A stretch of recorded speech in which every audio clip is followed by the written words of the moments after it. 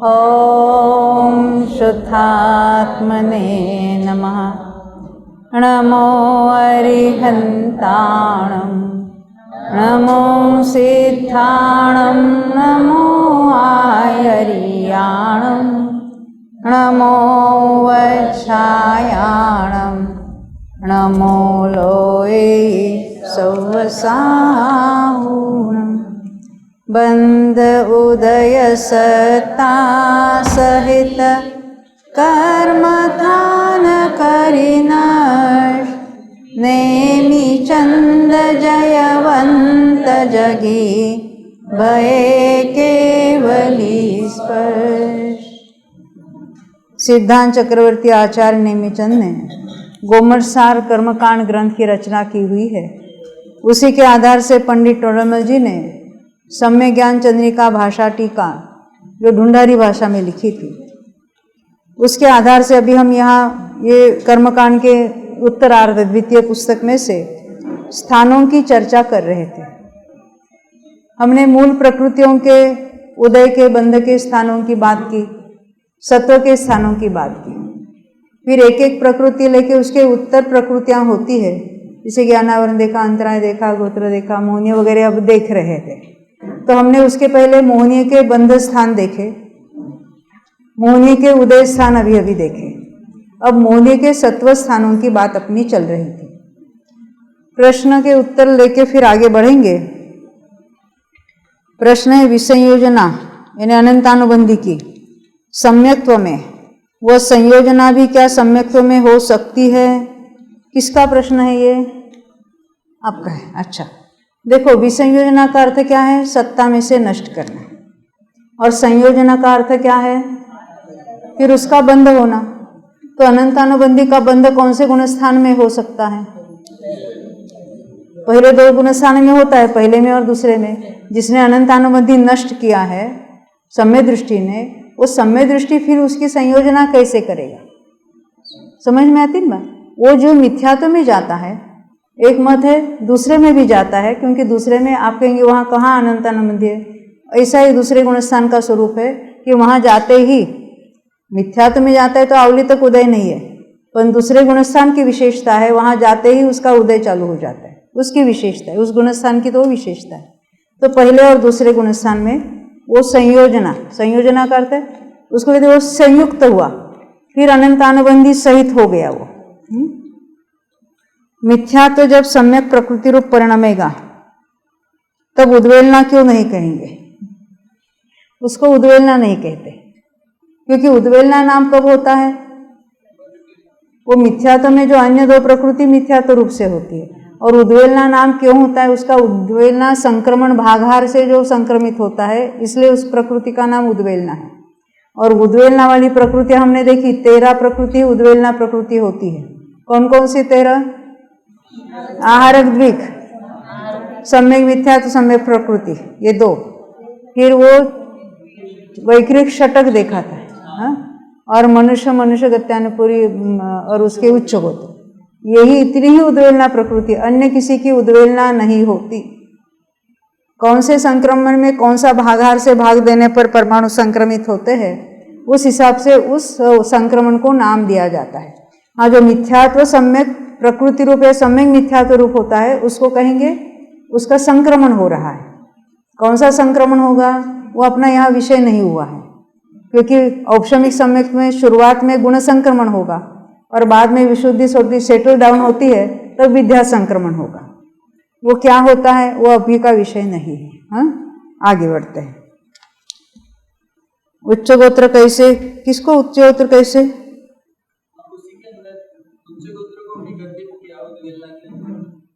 उच्च गोत्रों को गर्भित किया है क्योंकि वो मिथ्यात्व में जाने पर, और अकेला मिथ्यात्व नहीं, अग्नि का एक और वायु का एक जीव मनुष्य गति, मनुष्य गत्यानुपुरी और उच्च गोत्र की उद्वेलना करते हैं, इसलिए वो उद्वेलना प्रकृति में दिया। वो मिथ्या दृष्टि और वो अग्नि का एक वायु का एक करता है। अन्य भी प्रकृतियों के हमने देखा था, कोई मिथ्या दृष्टि करता है और कोई एकेंद्रियादि जीव करते हैं, कोई चारों गति के मिथ्या दृष्टि करते हैं। डिपेंड्स उस प्रकृति की कौन उद्वेलना कर रहा है। सत्ता में से नाश होना तो सबका सेम है, बस किस प्रकार से नाश कर रहे हैं उसकी कार्य को अलग अलग नाम।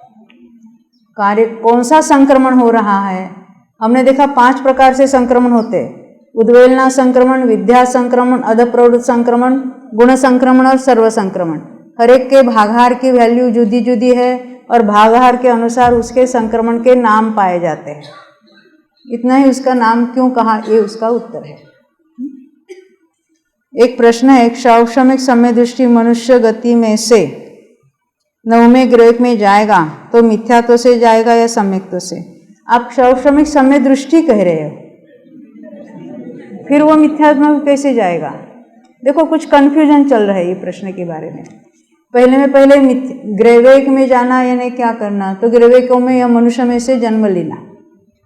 तिर्यंच तो ग्रेवेक में से नहीं जा सकते, ग्रेवेक में नहीं जाते।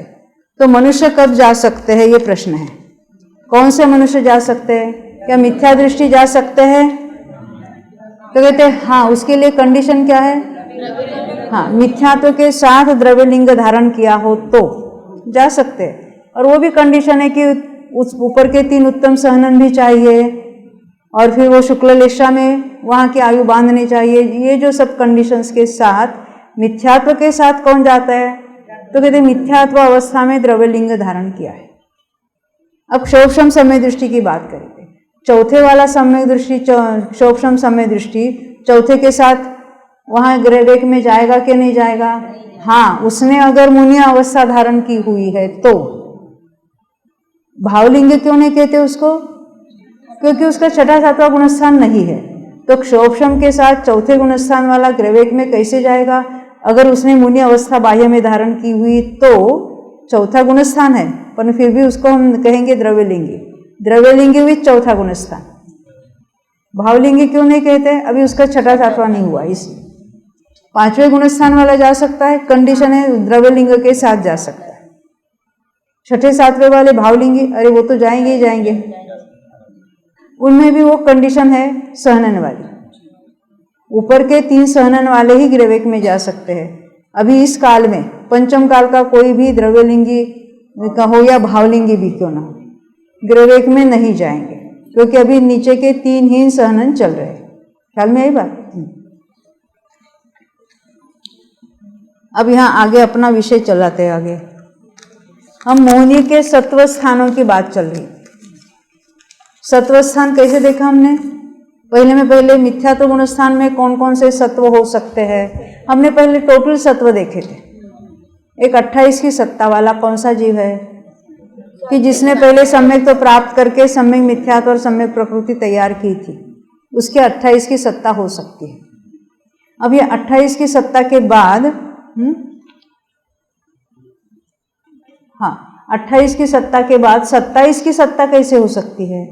तो जो समय दृष्टि मिथ्यात्व में आया है, मिथ्यात्व में आने के बाद असंख्यात वर्ष, पल्ले के असंख्यातवें भाग प्रमाण वर्ष चाले जाते हैं, तो उसकी उद्वेलना होते होते पहले सम्यक प्रकृति नष्ट हो जाती, तब उसकी सत्ता में कितने रह गए, 27 प्रकृतियां रही। और फिर बाद में सम्यक मिथ्यात्व भी नष्ट हो जाता है उद्वेलना होते होते, तो 26 की सत्ता रही। या अनादि मिथ्या दृष्टि की भी 26 की तो थी ही थी। तो मिथ्यात्व गुण स्थान में 28 की भी सत्ता होती है, 27 की भी हो सकती है, 26 की भी हो सकती है। अब यहाँ आगे कौन सी सत्ता वाला लिया, 24 वाला।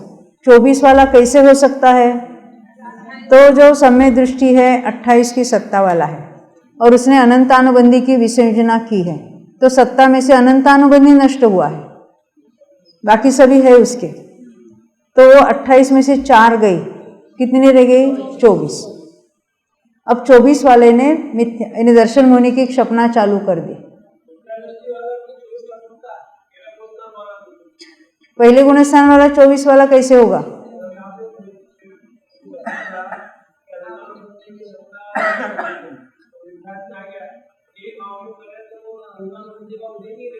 उदय नहीं रहता, सत्ता रहती कि नहीं, उसके बिना उसको मिथ्यात्व में आया कहे कैसे कहेंगे। आते ही उसके बंद हुआ, बंद होते ही सत्ता चालू हो गई।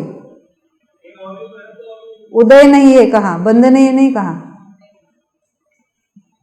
बिल्कुल पहले समय से सत्ता हो जाती है। बिना सत्ता का मिथ्यात्व नहीं रहता, संक्रमण भी चालू हो जाता है, नया बंध भी चालू हो जाता है। बिल्कुल आवली में उसकी सत्ता है, नया बंध भी है संक्रमण से अप्रत्याख्यान प्रत्याख्यान संज्वलन भी उसमें टर्न हो रहे हैं और पहले ही समय से उसकी सत्ता बन जाती है। पर बंधावली चल रही है, संक्रमणावली चल रही है, इसलिए उदय में नहीं आ रहे। एक आवली तक उसमें कोई उदीर्णा से उदय होने का सवाल नहीं आता है, ये उसका अर्थ होता है, सत्ता है उसकी।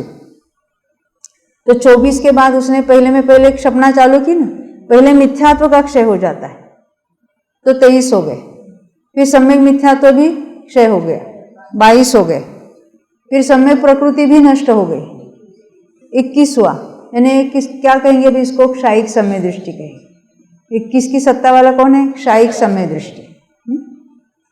कहाँ पर हो सकता है? चौथे में के, पांचवें में के, छठे में के, सातवें में, कहीं पर भी हो सकता है। क्षायिक समय दृष्टि है ना, कहीं पर भी क्षय कर दिया और फिर वो क्षायिक समय तो होने के बाद भी ऊपर नीचे के गुणसाना में जा सकता है, तो चौथे तक ही आएगा, नीचे तो जाने का सवाल नहीं है। अब उसके बाद 13 की सत्ता कब होगी?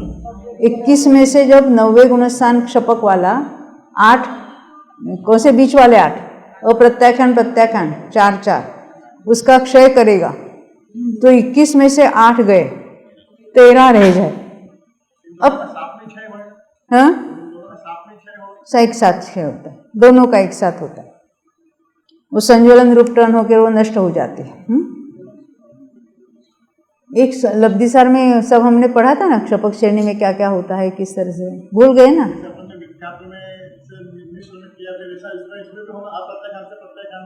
ना ना ना, अप्रत्याख्यान का प्रत्याख्यान होता है, बाद में वो संज्वलन, ऐसा कुछ नहीं, डायरेक्ट दोनों ही संज्वलन रूप में संक्रमित होकर नष्ट हो जाते हैं, दोनों ही चले जाते हैं एट ए टाइम। देखो हम 13 में से 12 के बाद पढ़ रहे थे, पेज नंबर 474 पर, नीचे से दूसरा पैराग्राफ। पुनश्च स्त्री वेद और नपुंसक वेद में से एक का क्षय होने पर 12 प्रकृति रूप सत्व होता है, क्योंकि जो पुरुष वेद सहित श्रेणी चढ़ता है वो पहले नपुंसक वेद का क्षय करता है, बाद में स्त्री वेद का करता है, और बाद में 6 नौकषाय पुरुष वेद का करता है। जो स्त्री वेद सहित चढ़ता है वो भी पहले नपुंसक वेद का क्षय करता है, बाद में वो अपना स्त्री वेद का क्षय करता है, इस तरह से वो चढ़ता है। नपुंसक वेद सहित चढ़ने वाला क्या करता है? तो उसने जहाँ बाकी जो 2 वेद वाले नपुंसक वेद का क्षय करता है, वहाँ तक तो ये नपुंसक वेद का क्षय करने का प्रोसेस चला है, वो पूरा नहीं होता, फिर वहाँ से लेकर स्त्री वेद और नपुंसक वेद की क्षपना एट ए टाइम चालू हो जाती है, तो वो दोनों का एक साथ क्षय कर देता है नपुंसक वेद सहित चढ़ने वाला। फिर से जो पुरुष वेद सहित चढ़ेगा वो 13 वाला स्थान वाला, वो नपुंसक वेद का क्षय करके 12 का हो जाएगा, स्त्री वेद का क्षय करके 11 का हो जाएगा। जो स्त्री वेद सहित चढ़ने वाला क्या करेगा? वो भी पहले नपुंसक वेद का क्षय करेगा, तो 13 से 12 हो जाएगा, और फिर स्त्री वेद का जिसका उदय उसका भी क्षय करेगा, तो 12 से 11 हो जाएगा। अब रही बात नपुंसक वेद सहित श्रेणी चढ़ने वाले की, वो जीव क्या करेगा? नपुंसक वेद की क्षपना तो शुरू की जैसे इतरों ने की थी, पर जहाँ अन्य जो 2 वेद वाले नपुंसक वेद की क्षपना पूर्ण करते हैं, इसकी क्षपना वहाँ पूर्ण नहीं होती। अन्य जीव क्या कर रहे थे? अन्य 2 वेद वाले नपुंसक वेद की क्षपना पूरी करते थे और स्त्री वेद की क्षपना चालू करते थे। नपुंसक वेद वाले ने क्या किया? नपुंसक वेद वाले की क्षपना चालू तो की थी, पूर्ण नहीं हुई, अब उस पॉइंट पर जाके स्त्री वेद की भी एट ए टाइम चालू करनी, अब दोनों की एट ए टाइम पूरी हो जाएगी, यानी उसके 2 प्रकृति एट ए टाइम नष्ट हो जाएगी, उसको वो 12 वाला स्थान नहीं होगा, 13 में से 11 हो जाएगा। अब हम यहां से पढ़ेंगे, देखो, स्त्री वेद और नपुंसक वेद में से एक का क्षय होने पर 12 प्रकृति रूप सत्व होता है, और स्त्री वेद और नपुंसक में से अवशेष एक वेद का क्षय होने पर 11 प्रकृति का सत्व होता है। ये सामान्य से उन्होंने कथन किया, और डिटेल में जाने पर देखो यहाँ पर चार्ट में दिखाएं वो कौन से वेद का क्षय होता है तो क्या हो जाता है। देखो, नपुंसक वेद सहित चढ़ने वाला जीव 13 में से डायरेक्ट 11 बताया, क्यों? उसने नपुंसक वेद की क्षपना शुरू की थी, परंतु स्त्रीवेद की भी क्षपना चालू करता है जाके, और दोनों का एट ए टाइम क्षय करता है, तो 13 में से 11 होगा, और 11 में से वो तो 6 नौकषायों का क्षय हो जाएगा, तो और पुरुष वेद का भी, तो वो 4 पर आ जाएगा। स्त्री सहित चढ़ने वाला क्या करेगा? पहले नपुंसक वेद का क्षय करेगा तो 13 में से 12 हो गए, फिर स्त्री वेद का अपना हो जाएगा क्षय तो फिर 11 हो गए, और फिर 6 नौकशा और पुरुष वेद का करेगा तो 7 गए ना, 4 पर आ गए। अब पुरुष वेद से ही चढ़ने वाला क्या कर रहा है, देखो एक बात ऐसी है, नपुंसक वेद और स्त्री वेद से ही जो चढ़ते हैं ना उसका अपना वेद का उदय जल्दी मिट जाता है। पुरुष वेद चढ़ने वाले का उसका वेद का उदय लंबे काल तक चलता है, इसलिए उसका वेद का बंध भी और चलता है। इन दोनों का पुरुष वेद की क्षपणा इसके साथ हो गई 6 नौकशाई के साथ, 11 से 4 पर आए, ये भी 11 से 4 पर आ गए। पुरुष वेद में क्या होता है, उसका लंबे काल तक उसका उदय चल रहा है तो बंध भी नया नया हो रहा है उसका पुरुष वेद का, इसलिए उसने पहले 13 वाला था, नपुंसक वेद की क्षपणा की थी 12 वाला हुआ, स्त्री वेद की क्षपणा की तो 11 वाला हुआ।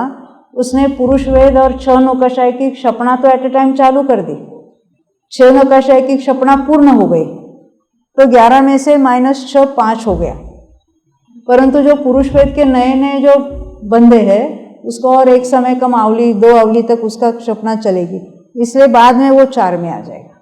इसलिए किस वेद से चढ़ते हैं, उसकी सत्ता के स्थान कैसे कैसे है, इसलिए एक अलग उसकी बात बताए, क्योंकि ये तो लब्धिसार का विषय है, थोड़ा सूक्ष्म है ना। परंतु हमें यहाँ सत्व स्थान अलग अलग कैसे हो सकते हैं उसकी बात यहाँ देखनी थी।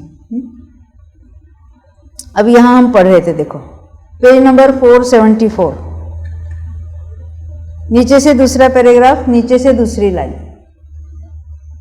तो 11 का के बाद क्या है, हास्यादि 6 नौकशायों का क्षय होने पर 11 में से 6 गई, 5 प्रकृति रूप सत्व होता है। अब यहाँ पुरुष वेद को अलग लिया, पुरुष वेद का क्षय होने पर 4 प्रकृति रूप सत्व होता है, पर उसमें जो डिटेल सूक्ष्म बातें हैं किस वेद से चढ़ने वाले को कौन सा होता है वो हमने अभी बोर्ड पर देख लिया। अभी 4 प्रकृति रूप हो गए ना। अब मोहिनी की बात चल रही है, अभी संज्वलन क्रोध का क्षय होने पर, देखो क्षय होने का प्रोसेस क्या मालूम है आपको, क्षय होता है नहीं, क्या होता है, हाँ, संक्रमण यानी अन्य रूप होकर वो नष्ट हो चली जाती, अन्य रूप होते वो क्रोध, पुरुष वेद सारे क्रोध में गए, अभी क्रोध है वो सारा मान में जाएगा, मान है वो माया में जाएगा, माया वो लोभ में जाएगा, और लोभ किस में जाएगा अपने स्वयं के उदय रूप होकर वो नष्ट हो जाएगा। तो क्रोध का क्षय होने पर 3 प्रकृति रूप स्थान रह गया, संज्वलन मान का क्षय होने पर 2 प्रकृति रूप सत्व रह गया, माया का क्षय होने पर एक बादर लोभ रूप हो गया, 90 के अंत में बादर लोभ था, फिर 90 में उसका सूक्ष्म किया जाता है, उदय नहीं है परंतु सूक्ष्म किया जाता है। बादर लोभ का क्षय होने पर सूक्ष्म लोभ रूप सत्व होता है, 10वें में सूक्ष्म लोभ रह गया। यहाँ बादर और सूक्ष्म एक लोभ प्रकृति ही है, इसलिए दोनों का एक ही स्थान कहा, उसको अलग अलग नहीं कहेंगे, लोभ का एक स्थान कहेंगे। ऐसे 15 सत्व स्थान है। कौन से 15 देखे हमने, ऊपर के लाइन में देखे, देखो 28, 27, 26 है, 24, 23, 22, 21 है, फिर 13 है, 12 है, 11 है, 5, 4, 3, 2, 1 है। इस तरह से हमने सारे स्थान देखे। अब हम एक एक गुण स्थान में देखते हैं, अभी जो हमने देखा है ना उसी को देखना है, फिर रिपीट करके देखो। एक बोर्ड में इसमें सब लिखा है आपके, इसमें बोर्ड पर देख लेना। मिथ्या तो गुणस्थान में अभी अभी हमने देखे थे। 28 वाला कौन होगा, वो सादी मिथ्या दृष्टि। 27 वाला जिसने सम्यक प्रकृति की उद्वेलना की है, और 26 वाला हो सकता है अनादि मिथ्या दृष्टि या दोनों की उद्वेलना करने वाला, ये हो सकता है। सासादन में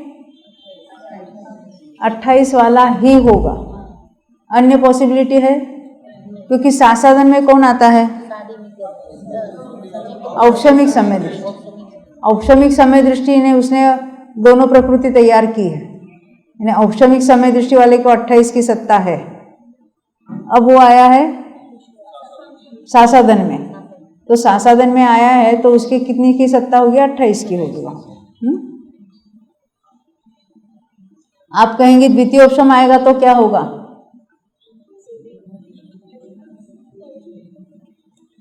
द्वितीय उपशम तो अनंतानुबंधी की विसर्जना करके आया है, उसके भी सासाधन में आते ही उसकी सत्ता हो जाएगी इमीडिएटली।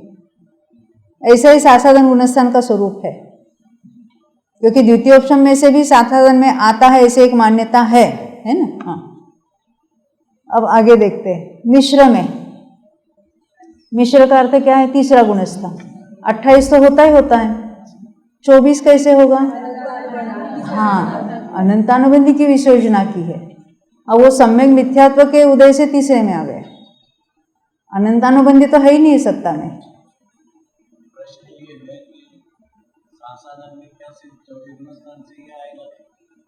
हाँ, प्रश्न ये है, सासाधन में क्या चौथे गुणस्थान से ही आ सकता है क्या? कहाँ से आएगा? चौथे में से। अच्छा, आप क्या कहते हैं? छठवें से भी आ सकता। और कंडीशन है औपशमिक समय दृष्टि होना चाहिए। ख्याल में, चौथे से आ सकता है, पांचवें से आ सकता है, छठे से आ सकता है, सासाधन में आ सकता है। ये सासाधन की हो गई बात, मिश्र की हो गई। अब देखो, चौथे, पांचवें, छठे और सातवें में कौन कौन से हो सकते विकल्प देखिए। 28 वाला तो रेगुलर है ही है। 24 वाला कौन सा होगा? अनंतानुबंधी की विसर्जना करने वाले। 23 वाला मिथ्यात्व की क्षपणा की है अकेले।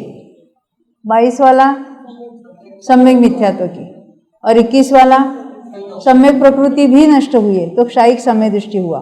तो क्षायिक समय दृष्टि जीव चौथे में भी हो सकता है, पांचवें में, छठे में भी और सातवें में। ये हमने देख ली, उतनी उसकी सत्ता रहेगी।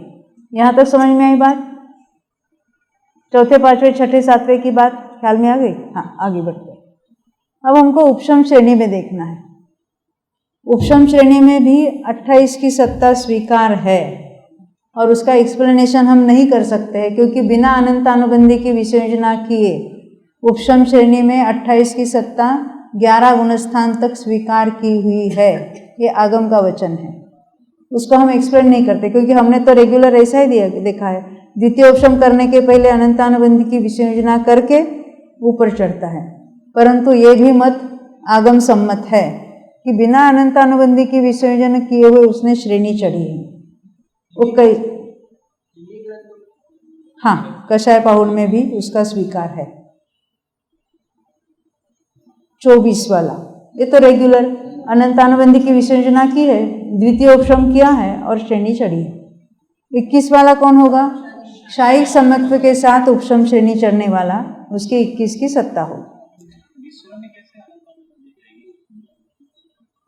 मिश्र में अनंतानुबंधी जाती नहीं है, पर जिस चौथे गुणस्थान वाले ने या पांचवें वाले ने अनंतानुबंधी की विसर्जना की है, वो सम्यक मिथ्यात्व के उदय से नीचे तीसरे गुणस्थान में आ सकता है।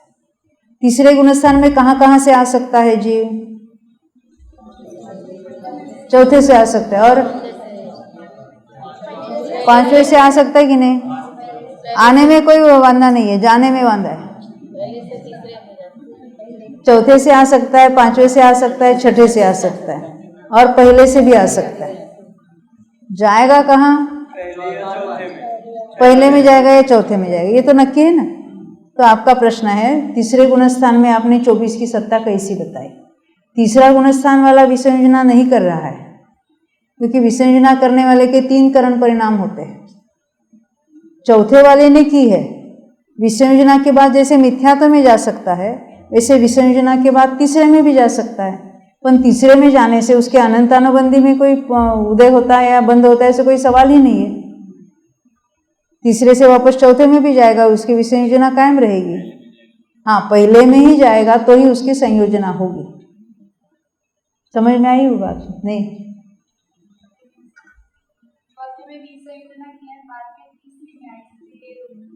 इसलिए उसकी 24 की सत्ता हो सकती है। विसंयोजना के बाद ऐसे परिणाम बिगड़ गए कि तीसरे में आया। हम कर्मों के उदय से आया कहते हैं, पर वो परिणाम बिगड़ने से आया है, तो उसका उदय कहलाएगा। तो उसमें अनंतानुबंधी का नया बंध होने का भी सवाल नहीं है, क्योंकि बंध विच्छित्ति तो दूसरे की है। 24 की सत्ता वाला था और वो तीसरे में आया, क्योंकि उसके अनंत ये सम्यक मिथ्यात्व का उदय हुआ है वहां पर। सत्ता में था ना वो। हाँ, ख्याल में आती है ये बात। हाँ, अब आगे यानी यह जो हमने देखा था ना 28 में से अनंतानुबंधी 4 गए तो 24 हुए, उसमें एक मिथ्यात्व गया तो 23 हुए, सम्यक मिथ्यात्व गया तो 22 हुए, सम्यक प्रकृति गई तो 21 हुए। अब यहाँ उपशम श्रेणी में पूरी 28 की सत्ता वाला श्रेणी चढ़ता, ऐसा है आचार्य का ही एक मत है, इसलिए 28 को लिया। 24 वाला तो रेगुलर द्वितीय उपशम वाला है और 21 वाला है वो क्षायिक समय दृष्टि उपशम श्रेणी चढ़ने वाला है।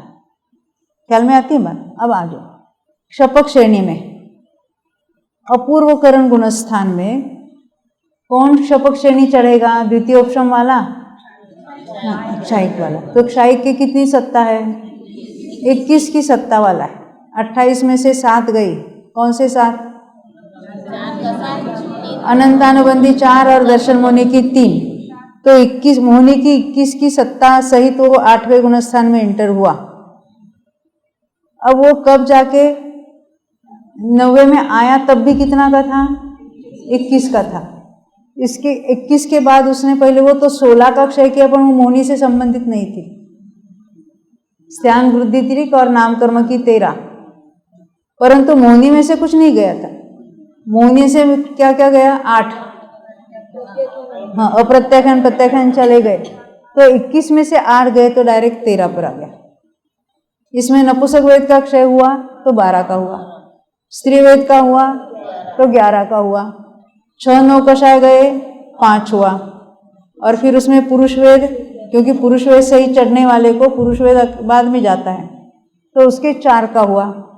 फिर क्रोध गया संज्वलन का 3 हुए, फिर मान गया 2 रहे, माया गई 1 रहा। तो 1 का जो स्थान है वो तो क्षपक श्रेणी में 90 के अंत में भी है और 10वें में भी 1 का स्थान है, और वो नष्ट हो जाएगा। यहाँ तक समझ में आई बात। और नीचे का तो हमने देख ही लिया, कौन से वेद से ही चढ़ता है तो कैसा कैसा होता है। देखो इसमें कोई प्रश्न है तो देखना, नहीं तो हम आगे बढ़ेंगे। हाँ, मिश्र गुणस्थान में, मिश्र गुणस्थान यानी तीसरा गुणस्थान कहाँ से चढ़ सकता है? पहले से जा सकता है कि नहीं जा सकता? कौन सा जीव जाएगा? कौन सा जीव जाएगा? साधी मिथ्या दृष्टि दर्शन मोहनी की 3 सत्ता वाला, यानी उसकी सत्ता में कितना है? 28। अब ऊपर से नीचे आ सकता है ना, चौथे 5वें 6ठे में से। हाँ, वो कौन सा जीव आएगा?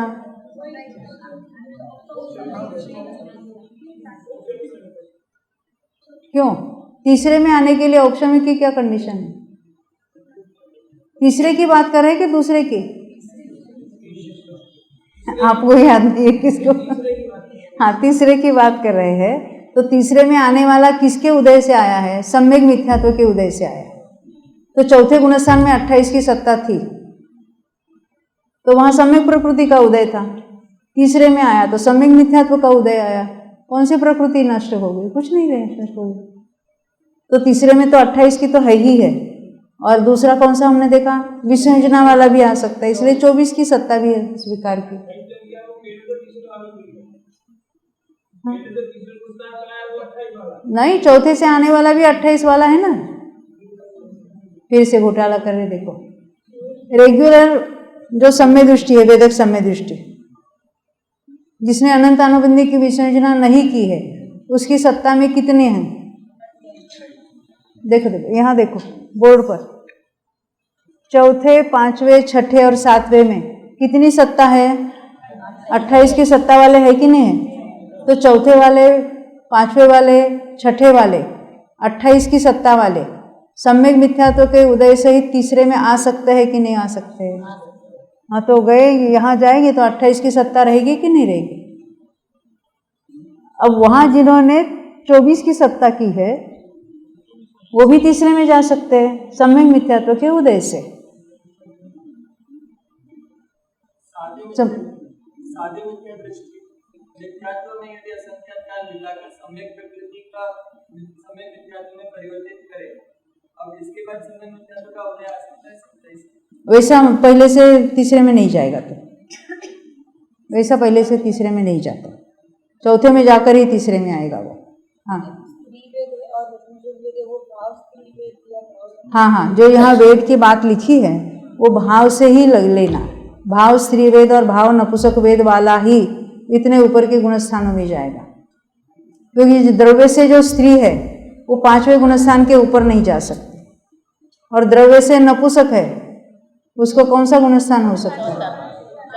पांचवा तिर्यंच है ना, असंख्यात, महामत्स्य, सम्मूर्छन सारे नपुंसक वेद वाले ही होते हैं, पांचवें गुणस्थान तक जा सकते हैं।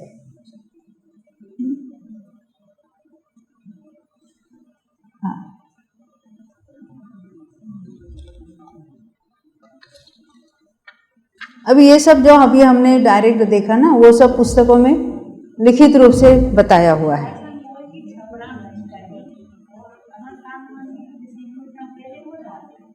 हाँ देखिए, मात्र अनंतानुबंधी की विसंयोजना चारों गति के जीव कर सकते हैं, सातवें नरक का नारकी भी कर सकता है।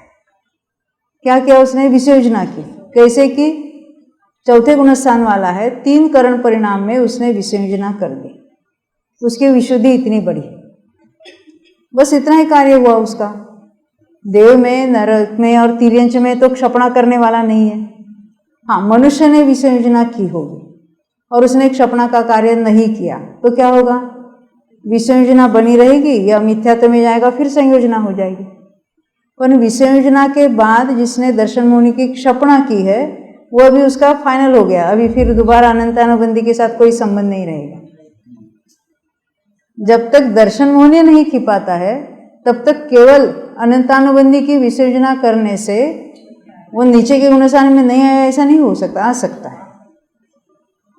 ख्याल में फायदा क्या होता है? क्या फायदा है? नहीं, अभी हम कहेंगे समय दृष्टि हुआ फिर मिथ्यात्व में गया, क्या फायदा? फायदा इतना ही, अभी अर्धपुद्गल परावर्तन ही बाकी रहा उसका। अभी उसको अभी ज़्यादा घूमना चाहे तो भी संसार में अभी उसको ज़्यादा नहीं रहना पड़ेगा। तो समय दर्शन लेने के पहले जरा सोच लो, संसार के मजे फिर नहीं ले सकोगे।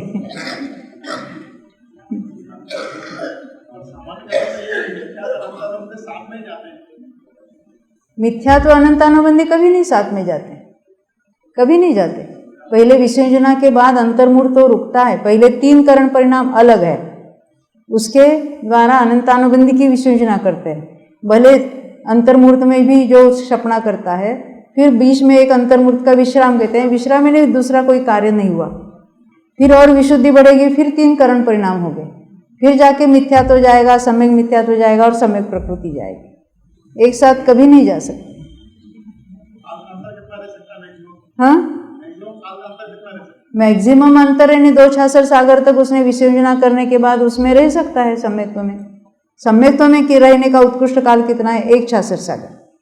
तीसरे में आया तो संयोजना करने का सवाल नहीं था, फिर सम्यक्त्व प्राप्त किया, फिर दूसरे छाछर सागर तक रहा, अंत में जाकर उसने क्षपणा की। ऐसा भी हो सकता है, पहले अंतर्मूर्त में विसंयोजना की, 2 छाछर के बाद यानी 132 सागर के बाद क्षपणा की, हो सकता है। बहुत सारी पॉसिबिलिटीज हो सकती है, हमको सोचना है उसके बारे में। और अगर नहीं करता है क्षपणा तो अर्धपुद्गल परावर्तन काल में पल्ले के असंख्यातवें भाग बार विसंयोजना भी करके छूट जाती है।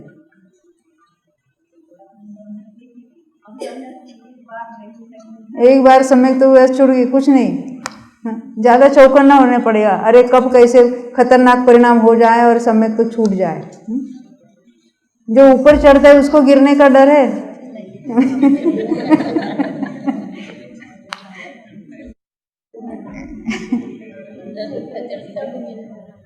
हाँ, चलो ये हम यहाँ उसके सत्व के स्थान भी देखे हमने।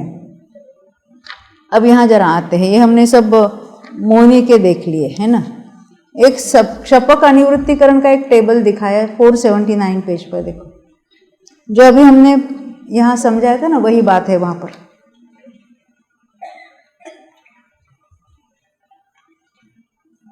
देखो ये टेबल नीचे से ऊपर पढ़ना, यहाँ 3 कॉलम अलग अलग है। जहाँ बीच में वो बोल्ड लाइन के द्वारा हमने यहाँ 3 अलग अलग कॉलम किए। पहले कॉलम में सबसे नीचे लाइन में क्या लिखा है? नपुंसक वेद सहित श्रेणी चढ़ने वालों के। वहाँ कितनी सत्ता के यानी उसने भी दर्शन मुनि का वो क्षायिक समय दृष्टि है, नपुंसक वेद वाला है, क्षपक श्रेणी में चढ़ने के लिए अभी चालू किया उसने। कितना सत्व है उसके भी? 21 का। क्षपक श्रेणी शुरू की तो 21 का सत्व था, 90 में एंटर हुआ तो भी 21 का सत्व है। अभी उसने 21 के बाद वो 8 कषायों की क्षपणा उसने भी की, तो सत्व कितना हो जाएगा? 13।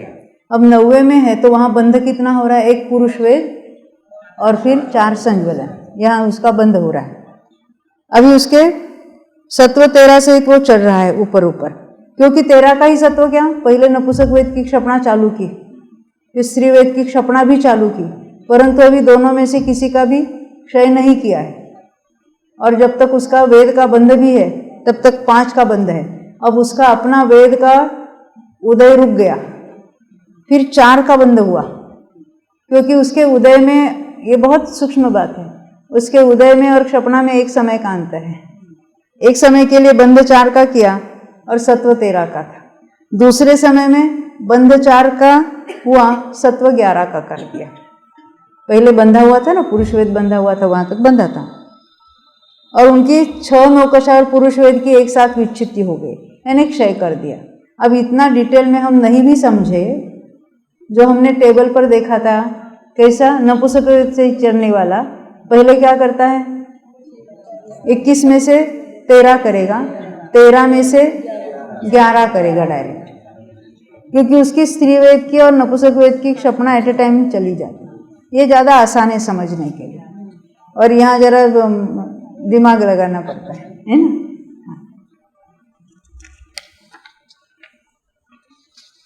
तो ये हमने सारे जो सत्व स्थान देखे हैं। अभी हम जरा नाम कर्मों को हमने नहीं देखा था, उसको देख लेते हैं।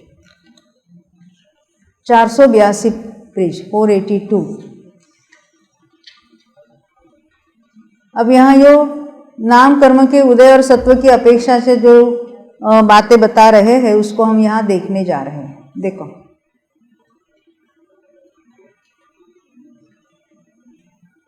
और 82 पेज पर पहली लाइन से पढ़ेंगे। मोहनी में 10 बंध स्थान, याद है ना, 22, 21 वगैरह। 9 उदय स्थान, उदय स्थान हमने देखे थे, हर एक गुण स्थान में कितने कितने क्या होते हैं, 10 होते हैं, 9 होते हैं वगैरह वगैरह। 15 सत्व स्थान, 28 का वगैरह वगैरह जो देखे थे अभी हमने, 27 का, 26 का, वो भी सारे कहे। इसके आगे नाम कर्म के कहेंगे, यानी नाम कर्म में बंध स्थान होते हैं, उसके उदय स्थान होते हैं, उसके सत्व स्थान होते हैं।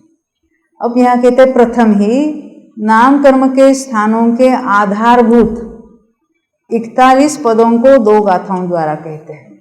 इसको कहते हैं 41 जीव पद, और ये जीव पद नाम कर्म के आधार से कहे जाते हैं, यानी उसके नाम कर्म का उदय और उसका सत्व है, उसकी अपेक्षा से ये 41 जीव पद कहे जाते हैं। वो क्या है वो देखेंगे, क्योंकि आपको मालूम होगा कि चामुंड राय ने आचार्य श्री नेमिचंद जी से प्रश्न पूछा था, ये पृथ्वी का एक पर्याप्त वगैरह उसके जीव पद, उसके बारे में प्रश्न पूछा था, तो उन्होंने उत्तर में पूरा जीव कांड और कर्मकांड लिख दिया। तो ये जीव पद क्या होते हैं उसको हम देखेंगे यहाँ पर। देखो, अब यहाँ टीका पढ़ेंगे नीचे पैराग्राफ में। नारकी सर्व पर्याप्त ही है। ये लब्धि अपर्याप्त कहाँ पाए जाते हैं? एक इंद्रिय में, अच्छा, निगोद में, अच्छा अच्छा, हाँ हाँ, एक इंद्रिय से पंचेंद्रिय, तो देव भी पंचेंद्रिय है नहीं? मनुष्य और तिर्यंचों में, तिर्यंचों में वैरायटी तो एक इंद्रिय से पंचेंद्रिय तक की है, उसमें संज्ञा असंज्ञ सब है। एक इंद्रिय में सूक्ष्म, हम जीव समास नहीं याद करते 14, उसमें 7 तो अपर्याप्त है, वो 7 तो लब्धि अपर्याप्त है ना, तो उसमें जो हम संगी पंचेंद्रिय वाला देखते हैं उसमें तिर्यंच भी आ गए और मनुष्य भी आ गए। देव और नारकी में लब्धि अपर्याप्त वाला भंग नहीं होता। उसमें अपर्याप्त कहीं वो निवृत्ति अपर्याप्त, शरीर पर्याप्ति पूरी होने तक उसको कह सकते हैं। उसकी बात यहाँ नहीं हो रही। यहाँ तो नाम कर्म की अपेक्षा यहाँ बात हो रही है। तो वो पर्याप्त नाम कर्म वाले हैं, नारकी के अपर्याप्त वाले हैं?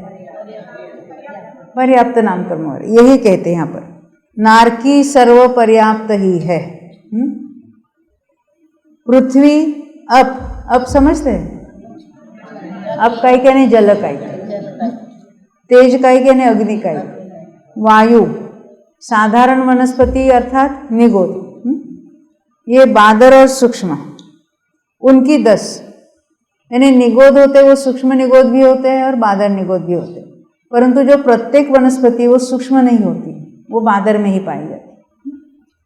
और प्रत्येक वनस्पति द्विंद्रिय, तीन्द्रिय, चतुरेंद्रिय, असंगी पंचेंद्रिय, संगी पंचेंद्रिय और मनुष्य, ऐसे 17 इनके पर्याप्त और अपर्याप्त 34 हुए। पुनः सामान्य केवली, तीर्थंकर केवली और समुद्घात को प्राप्त सामान्य केवली और तीर्थंकर केवली। केवली में कैसे लिए?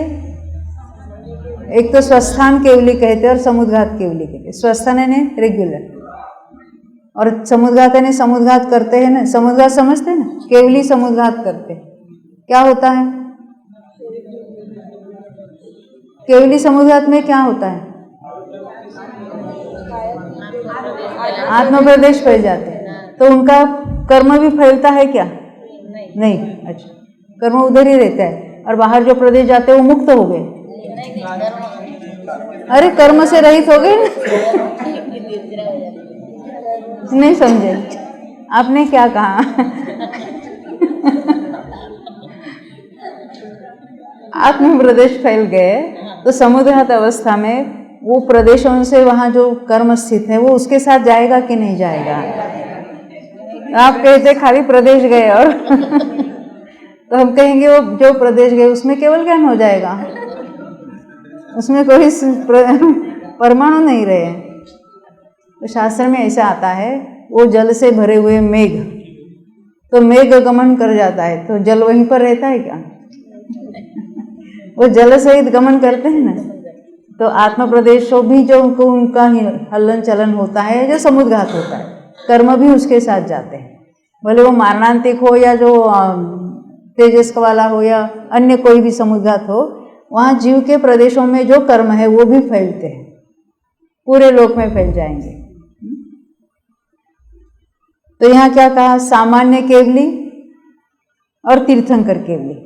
फिर सामान्य केवली जो समुद्घात करेंगे और तीर्थंकर केवली समुद्घात करेंगे। ऐसे अलग अलग यहाँ बातें बताएं, क्योंकि वहाँ नाम कर्म कितने पाए जाते हैं उसकी सत्ता वो बताएंगे अभी। तथा आहारक और देव, ये 6 पर्याप्त ही है। ऐसे 41 जीवपद है। देखो 41 कैसे कहे उन्होंने, वो चार्ट लगाया क्या यहाँ पर? हाँ देखो, जो हमने पढ़ा ना उसी का चार्ट है। इसको 41 जीवपद कहते हैं और इसमें नाम कर्मों के उदय और सत्व की अपेक्षा पाई जाती है। देखो ये नारकी कौन से? पर्याप्त है। ये देव भी नीचे है, देव वो भी पर्याप्त है। आहारक है वो भी पर्याप्त ही जीव होते हैं। ये भी सारे पर्याप्त ही जीव। ये कर्मपद नहीं, ये तो सब देवगति के साथ बंधने वाले हैं, इन सबको जीव पद कहते हैं। और अभी ये बीच वाले, उसमें कौन से हैं? पृथ्वी, अप, तेज, वायु, नियन, निगोद, उसके बादर भी और सूक्ष्म भी, और उसमें पर्याप्त भी और अपर्याप्त भी। कितने लिए? देखो पृथ्वी, अप, तेज, निगोद के बादर और सूक्ष्म, 5 के बादर, 5 के सूक्ष्म, कितने हुए? 10। 10 के पर्याप्त, 10 के अपर्याप्त, टोटल कितने हुए? 20। अब प्रत्येक वनस्पति द्विंद्रिय, तीन्द्रिय, चतुरेंद्रिय, असंगी, संगी, ये तो 3 इंच हुए। और मनुष्य, इसमें सूक्ष्म वैरायटी होती है क्या? नहीं, ये सारे बादर। तो उसमें मात्र पर्याप्त और अपर्याप्त लगाएंगे। समझ में आती बात? देखो ऊपर के कितने थे? ये 5 ले, प्रुवतेवानी 5 थे ना, 5 के बादर, 5 के सूक्ष्म, 10 हुए। 10 के पर्याप्त, 10 के अपर्याप्त, ये 20 हुए। अब ये जो जीव है, प्रत्येक वनस्पति द्विंद्रिय, तीन्द्रिय, चतुरेंद्रिय, असंगी पंचेंद्रिय, संगी पंचेंद्रिय, ये तो तिर्यंच हुए, और यहाँ मनुष्य कितने हैं टोटल? 7। ये 7 पर्याप्त भी होते हैं और 7 अपर्याप्त भी होते हैं, तो उनके कितने हुए? 14। यहाँ तक समझे? और ये बाकी सब, और ये ऊपर के, ये सब मिलकर इनकी टोटल कितनी होती है? 41। इसको जीव पद कहते हैं। वो क्या है कहने अभी पढ़ेंगे हम यहाँ से। देखो देखो पेज नंबर 482, क्योंकि वहां नाम कर्मों के उदय अलग अलग है। समुद्घात में नाम कर्मों के उदय क्या हो गए उसकी बात अभी हमने पढ़ी नहीं है। नाम कर्मों के उदय स्थान अभी हमने पढ़े ही नहीं है। विग्रह गति में अलग, मेरी भाषा में उसका जो नाम कर्म के बंध अलग होते हैं ना, वैसे उदय के भी पैकेज होते हैं। कहाँ कितने का उदय होता है? मर गया तो वहाँ विग्रह गति में कितना उदय होता है, वहाँ पहुँचते हैं कितना उदय होता है, शरीर पर्याप्ति पूर्ण होने पर कितने का उदय होता है, उच्छ्वास पर्याप्ति, वो सब एक एक पर्याप्ति में कितने कितने नाम कर्म कौन कौन से उदय रूप होते हैं, वो सारा अभी हमने पढ़ा नहीं है। यहाँ पर जो रेगुलर केवली भगवान है तो उनको उदय कितना होगा? जो हम आपको जितना उदय है उसमें एक तीर्थंकर प्रकृति एक्स्ट्रा है ना, उदय रूप उनकी।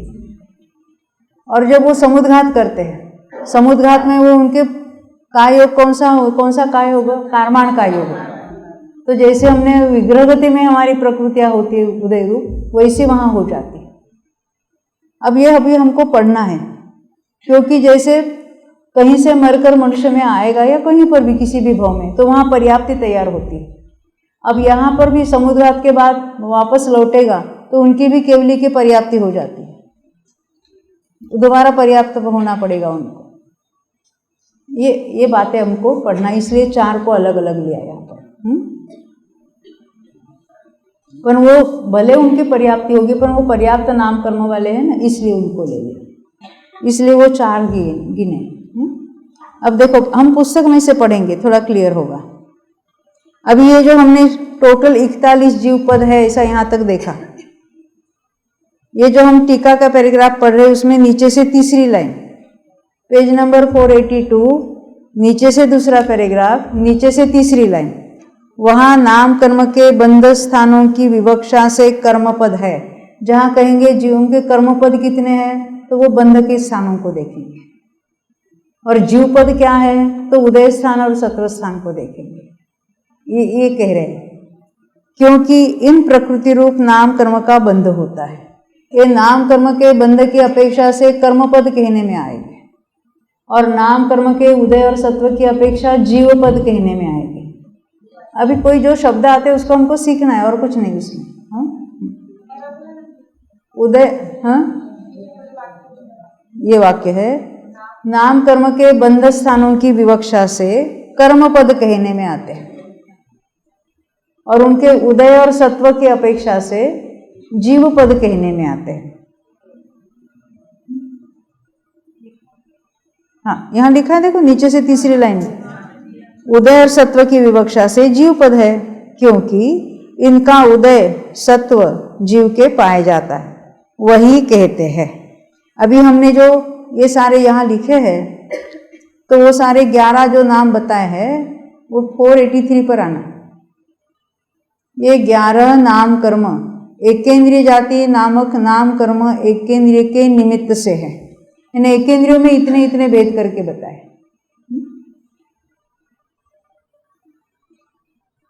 फिर त्रस विशेष रूप द्विंद्रिय, दूसरा पैराग्राफ, त्रस विशेष रूप तीन्द्रिय, यानी त्रस है परंतु वो जाति अलग अलग है ना उसकी। त्रस में भी द्विंद्रिय भी त्रस है, तीन्द्रिय भी त्रस है, चतुरिंद्रिय भी त्रस है, असंगी भी त्रस है, संगी भी त्रस है, इसलिए उसका विशेष रूप कह दिया।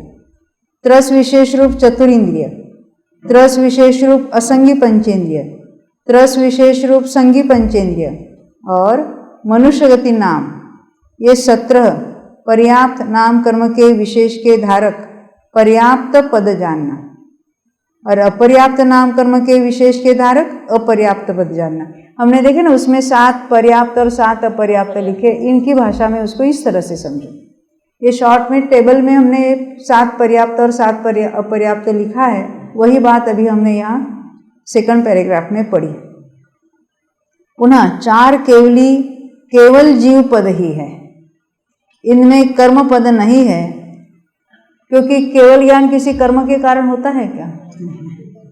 तो कहते क्योंकि केवलीपना जीव का स्वभाव है। फिर आहारक पद भी केवल जीव पद ही है, क्योंकि देवगति को छोड़कर अन्य गति सहित आहारक का बंध नहीं है, इसलिए देवगति में आहारक पद को गर्भित कर दिया। पुनः पर्याप्त विशेष रूप देवगति नाम कर्म है। देवगति में भी केवल पर्याप्त ही होते हैं, जैसे नारकी में मात्र पर्याप्त होते हैं, जैसे ये भी पर्याप्त ही जीव है।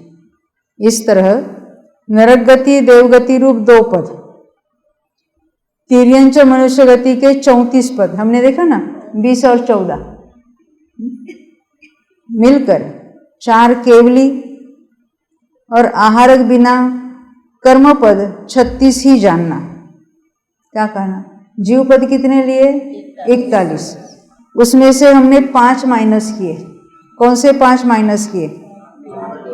केवली के 4 और आहारक का 1, ऐसे 5 माइनस किए, क्योंकि वो जीव के निमित्त से, वो कर्म के कारण नहीं होते हैं, इस तरह से उसको लिया। तो कर्म पद 36 ही बताया और जीव पद 41 जानना। ये तो बस ये जो विवक्षा आती है, जीव पद क्या है और कर्म पद क्या है, हम जो अभी तक सीखे ना, कौन कौन से उदय स्थान है, बंध स्थान है, उस उतना ज़्यादा संबंध नहीं। हमको फिर इतना मालूम होना चाहिए कि जीव पद किसको कहना और कर्म पद किसको कहना। उसको कर्म पद यहाँ लिखा ना, केवली के फक्त जीव पद है, कर्म पद नहीं है, क्योंकि केवलीपना जीव का स्वभाव है। केवलीपना वो कुछ हमने क्या देखा था, जीव पद में क्या है, वो सत्व भी लिया वगैरह वगैरह, इसलिए जीव पद में उसको ले लिया, पर किसी कर्म के उदय में केवलीपना नहीं हो रहा है, ये उसका कहना है। या बंध स्थानों की अपेक्षा उसमें केवली के नहीं है।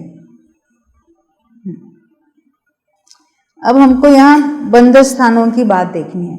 उसमें पहले हम एक 5 ही मिनट है, कर्म पद भी देख लेते हैं, फिर हम चार्ट लिखा ना जरा। हाँ, ये तो जीव पद हो गए ना, अभी हम कर्म पद देख लेते हैं। 30 नंबर का जो चार्ट है उसमें कर्म पद देख लेते हैं। कौन सा 17? हाँ, देखो, द्विंद्रिय, तीन्द्रिय, चतुरिंद्रिय, असंगी पंचेंद्रिय, संगी पंचेंद्रिय और मनुष्य, और ऊपर के 11।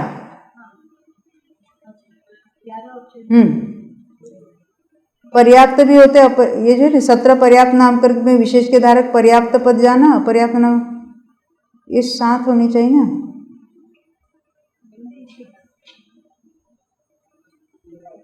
ये 7 और 7 हमने 14 देखे थे। हाँ,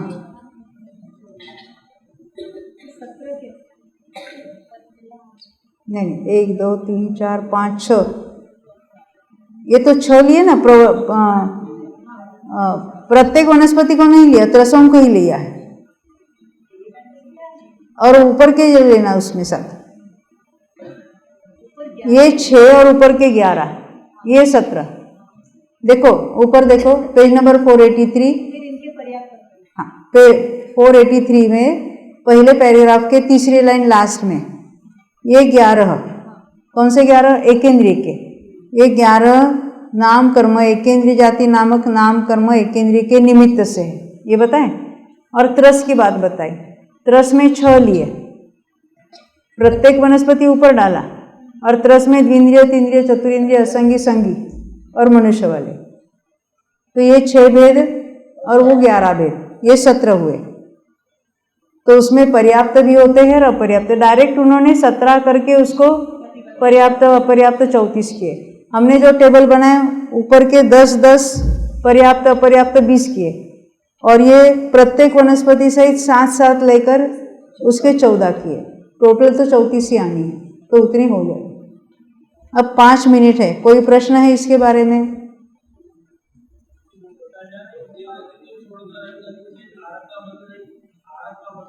आहारक का बंध कब होता है? 7वें 8वें में। वहाँ कौन सी गति बन रही है? देवगति ही बन रही है, तो देवगति के साथ ही वो बन रहा है, अन्य के साथ नहीं बन रहा है, इसलिए अन्य के साथ उसको नहीं लिया। ये सब जो है ना, कौन से सामान्य, केवली वगैरह, उसके 4 आहारक वाले हैं। ये जो 5 प्रकृति है उनमें जीव पद है, कर्म पद नहीं है। देवगति के साथ बनने वाली ये बातें है, इसलिए उसको छोड़ दिया है।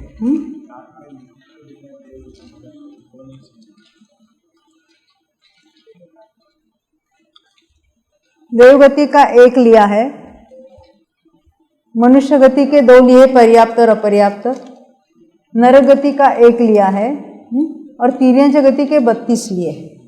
यहाँ जो 34 गिने थे उसमें मनुष्य के सहित 34 गिने थे, उसमें तो 32 तो तिर्यंच के थे, एकेंद्रिय और द्विंद्रिय आदि सब मिलकर, और मनुष्य के पर्याप्त अपर्याप्त 2 ही भेद थे।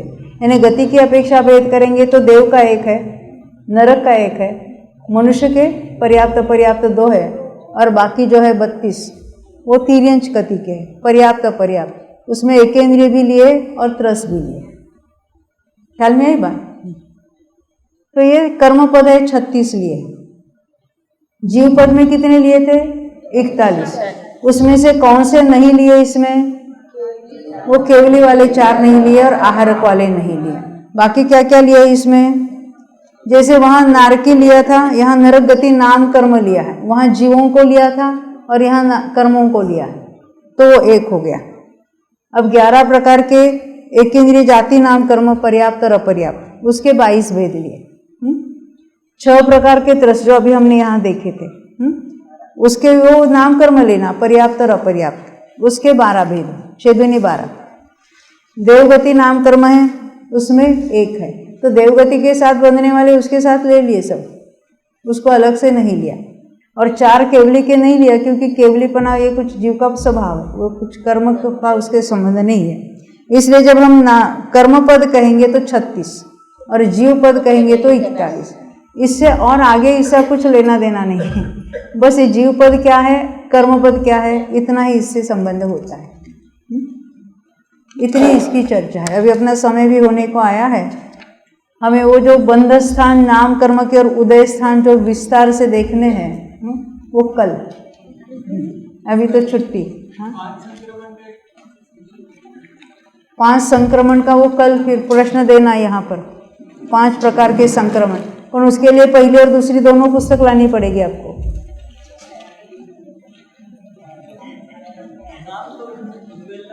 देखो, उद्वेलना संक्रमण, विद्या संक्रमण, अध प्रवृत्त संक्रमण, गुण संक्रमण और सर्व संक्रमण, आप वो पढ़ लेना पहली पुस्तक में। लास्ट में उसका 5 भागाहार चूलिका नाम का एक अधिकार है, उसमें से पढ़ लेना। और नहीं समझा तो 16वीं पुस्तक धवला की पढ़ना, उसमें भी है विस्तार से। बोलो 24 भगवान।